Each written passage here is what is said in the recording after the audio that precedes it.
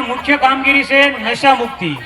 તો હવે આમાં મોટા ભાગના લોકો નશો નથી કરતા હોતા તો એવું વિચારતા હોય કે અમારે આ વિષયને કાંઈ લાગે વળગતું નથી, તો એ ખરેખર એની ભૂલ છે. તેવા લોકો ખાસ ધ્યાનથી સાંભળે. અને જે 15 વર્ષથી લઈને 25 વર્ષના છે તે અને તેમના માતા પિતા ખાસ ધ્યાનથી સાંભળે. કારણ કે આજે નશાનું પ્રમાણ એટલું બધું વધી રહ્યું છે કે મોટા વરાછા, યોગી ચોક, અમુક જગ્યાએ પાનના ગલ્લાઓના હબ બની ગયા છે. ખાસ કરીને નવી જનરેશન કે જે કોલેજનું હોય છે તે તો વ્યસન કરવું એક પોતાનું સ્ટેટસ સમજે છે. બીજાથી અમે ક્યાંક છે એવો પ્રભાવ પાડવા માટે થઈને નશો કરતા હોય છે. તો આવા કિસ્સાઓ ઘણાય છે. અમારા સેન્ટરમાં આવા બહુ બધા આવેલા છે. તો એમાંથી એક તમને ખબર હોય તો સુરત સિટીની અંદર એક કોલેજ કરતી દીકરી દીપ્તિ કરીને, કોઈને ધ્યાન હોય તો, હવે સામાન્ય ઘરની દીકરી હતી, તેને અમુક લોકોએ જે કોલેજના હતા છોકરાઓ એ લોકો એને વ્યસનમાં લગાવી, એટલે કે ડ્રગ્સના રવાડે ચડાવી. હવે એક ગ્રામ ડ્રગ્સ 5000 રૂપિયાનું આવે. સામાન્ય ઘરની દીકરી ક્યાંથી લાવે? પહેલા તો એને મફતમાં ફ્રીમાં એને નશો કરાવડાવતા હતા. ત્યાર પછી એની પાસે પૈસા માંગ્યા. પૈસા તો હતા નહીં એટલે ઘેર ચોરી કરવા માંડી. ઘરવાળાને ખ્યાલ આવી ગયો કે આ ચોરી કરે છે, તો એને પૂછપરછ કરી કે ભાઈ તું શેના માટે ચોરી કરે? તો કે ભાઈ હું મોજ કરવા, ખાવા પીવા માટે. ડીપમાં એના ઘરવાળા ગયા નહીં, એને પૂછપરછ ખાસ કરી નહીં, કેમ કે જો દારૂ પીતી હોય તો એનો વાસ આવે મોઢામાંથી, પરંતુ એ ડ્રગ્સ પીતી હતી એને ખ્યાલ ના આવ્યો. ત્યાર પછી ઘરમાંથી પૈસા મળતા બંધ થઈ ગયા અને એ દીકરીને વ્યસન એવું થઈ ગયું કે વ્યસન વિના ચાલે જ નહીં. તો પછી જે પેલા વ્યસન કરાવનારા હતા એનો દુરુપયોગ કરવા માંડ્યા, એનું શારીરિક શોષણ પણ કરવા માંડ્યા. ત્યાર પછી એનાથી ના ધરે હતી એ દીકરીને પેડલર બનાવી, એટલે કે મુંબઈથી ડ્રગ્સ લાવતી હતી સુરત, અને એ 4થી કે 5મી ટ્રીપે પકડાઈ અને એને નામ દીધા પેલા બીજા છોકરાઓના. આજે એ મુંબઈની જેલમાં છે. તો આ ખરાબ સંગત જે છે એ બહુ ખરાબ અસર કરે છે. 15 વર્ષનાથી લઈને 25 વર્ષના ખાસ ધ્યાનથી સાંભળે. અત્યારે આ કોલેજોમાં પ્રમાણ બહુ વધી ગયું છે. તો આ ખાસ કરીને બીજું કે અમારા સેન્ટરમાં એક આપણા પટેલ પરિવારના એક ધંધાર્થી આવ્યા હતા. એ 70 હીરાની ઘંટી ચલાવતા હતા.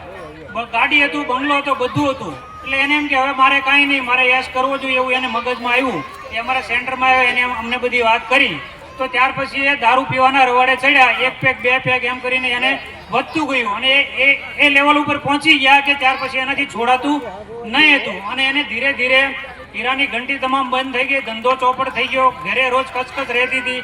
એના જે પત્ની હતા તે બી જતા રહ્યા અને એનો બંગલો પણ વેચાઈ ગયો. અને ત્યાર પછી એની એવી હાલત થઈ કે પરિવાર પાસે એ માગતો હતો, દારૂ પીવાના પૈસા માગતો હતો, એવી હાલત થઈ ગઈ.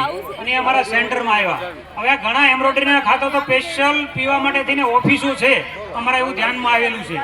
બીજું એક વેરાવળથી એક પ્રતિષ્ઠિત વ્યક્તિ જેને પરિવારના બહુ બધાને ધંધે લગાવ્યા હતા, એનો મારા ઉપર ફોન આવ્યો કે હું પરિવારને આ વસ્તુ કહી શકું એમ નથી, કેમ કે મેં ઘણા પરિવારના સભ્યોને ધંધે લગાવ્યા છે. હવે એ લોકોને મારી વાત કેવી રીતે કહું? મારો એકનો એક છોકરો સુરતમાં વેલ સેટ, પોતાના પૈસે 60 લાખનું મકાન બનાવ્યું, ગાડી બંગલો બધું હતું.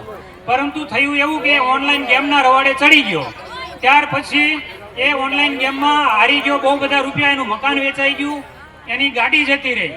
અને ભાઈ અત્યારે નશાના રવાડે ચડી ગયો અને પેઇંગ ગેસ્ટમાં કોઈ જગ્યાએ રહે છે. હવે એને એવું કીધું કે હું સુરત આવીને મારા છોકરાને તમને ભેગા કરી આપું, એને નશો મુક્ત અમને કરાવી આપું. તો 15 વર્ષથી લઈને 25 વર્ષના ખાસ ધ્યાન આપે કે આવા કોઈ પણ રવાડે ચડે નહીં, ખાસ કરીને કોલેજમાં. હમણાં એક ભાઈએ મને વાત કરી કે મારો છોકરો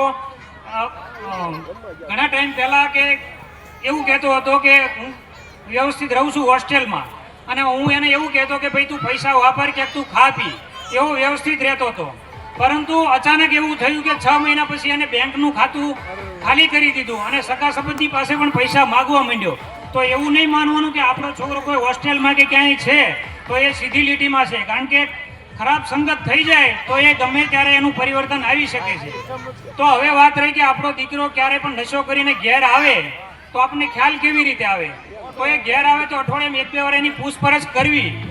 એનું તમે એને પૂછપરછ કરશો એટલે તમને અંદાજ આવી જશે કે એ નશો કરતો હશે તો એની આંખી ભરાયેલી છે, આંખો લાલ હશે, પગ લડખડાતા હશે કદાચ. બીજું કે તમે પૂછશો તો એની જીભે લડખડાતી હોય. તો આવું ઘણા બધા એના પ્રોબ્લેમ તમને દેખાઈ શકે છે. એને ડીપથી તમે પૂછપરછ કરો તો, અને જો આડી લાઈને હોય તો પણ એ જવાબ દેવામાં ખચકાય. તો આવી રીતે કાંઈ પણ તમને લાગે તો તરત તમે ડીપમાં તપાસ કરજો કે એની ફ્રેન્ડશિપ કોની સાથે છે. તો જે 15 વર્ષથી લઈને 25 વર્ષનું જે ઘડતર છે, મેન છે, જે દિશામાં વળે તે દિશામાં વળે છે. કારણ કે 15 વર્ષથી લઈને 25 વર્ષની અંદર જ તે મોટાભાગની કારકિર્દી ઘડાતી હોય છે. તો આ ખાસ ધ્યાન આપે બાળકોમાં, કારણ કે અત્યારે નશાનું પ્રમાણ ખૂબ વધી ગયું છે. બીજું કે જેને નશો છે તેને નશો કઈ રીતે છોડવો, તો ઘણા લોકો એવું કહે છે કે દવા હોય છે, પણ ખરેખર દવા ક્યાંય જે હોય છે તે દવા લે છે તે અમુક ટાઈમ સુધી એ છોડે છે, પણ એની માનસિકતા બદલાતી નથી, એના મિત્રો બદલાતા નથી, એની સંગત બદલાતી નથી, એટલે એ ફરીવાર નશો કરતા હોય છે. અને દવા એક આડઅસર બહુ કરતી હોય છે. બીજું કે ઘણા માનતા કરતા હોય છે, તો માનતા તે માતાજી કે ભગવાનના ડરથી મહિનો 2 મહિના બંધ રાખે, ત્યાર પછી ફરી ચાલુ થાય. તો ઘણા પોતાના સંતાનના પણ સોગંદ ખાય તો પણ એનાથી બંધ થતું નથી. આવું ઘણી વખત બને છે. તો હવે નશો કઈ રીતે છોડી શકાય? તો જે નશામાં ગરકાવ થઈ ગયા છે એકદમ ડીપમાં, કે જેનાથી છૂટતું જ નથી, તો એવા લોકોને 21 દિવસનો પીરિયડ હોય છે, જે અમારું એક સેન્ટર ચાલે છે, એમાં 21 દિવસ એને રહેવું પડે છે. વિજ્ઞાન એવું કહે છે કે કોઈ પણ નશો છોડવો હોય અથવા કોઈ પણ આદત બદલી હોય તો 21 દિવસ લાગે. એને સારી આદત હોય કે ખરાબ આદત હોય, 21 દિવસ કન્ટિન્યુઅસ સેમ ટાઈમે થાય એટલે એ એની આદત બની જતી હોય છે. તો એને 21 દિવસ એ નશામુક્તિ કેન્દ્રમાં રહીને ત્યાર પછી 199 દેશમાં એક કાર્યરત એક સંસ્થા છે આલ્કોહોલ એનોનિમસ, એની દરેક મેગા સિટીમાં મીટિંગ થાય છે. એ મીટિંગના એડ્રેસ તમને સ્ટોલ છે અહીંયા, ત્યાં પત્રિકાઓ છે, એ પત્રિકામાં ફોન નંબર છે, એને તમે પૂછી શકો છો. તો એ તમામ જે મીટિંગો થાય છે એનો એડ્રેસ તમને બતાવશે. એ મીટિંગમાં 1 પણ રૂપિયો ચાર્જ નથી, અને એ જે સંસ્થા છે એનો કોઈ ચાર્જ નથી. બીજું કે આજ સુધી એણે એટલા ડીપમાં એમાં સંશોધન કર્યા છે કે એ સૌથી વધારે સક્સેસ નશામુક્તમાં એ સંસ્થા રહી છે. બીજું કે જે નશો છોડવો હોય તો એક સરળ તમને સ્ટેપ બતાવું કે સવારમાં તમે ઉઠો અને ભગવાનને પ્રાર્થના કરતા હોય છે, તો ત્યારે એક પ્રાર્થના કરવાની કે ભગવાન આજનો દિવસ હું નશો ના કરું એટલી મને શક્તિ આપો. બસ આજનો દિવસ નહીં, વળતે દિવસે એ જ પ્રાર્થના. 21 દિવસ તમે આવું કરશો એટલે તમને એનું રિઝલ્ટ મળશે, તમને બહુ સારું ફિલિંગ થશે.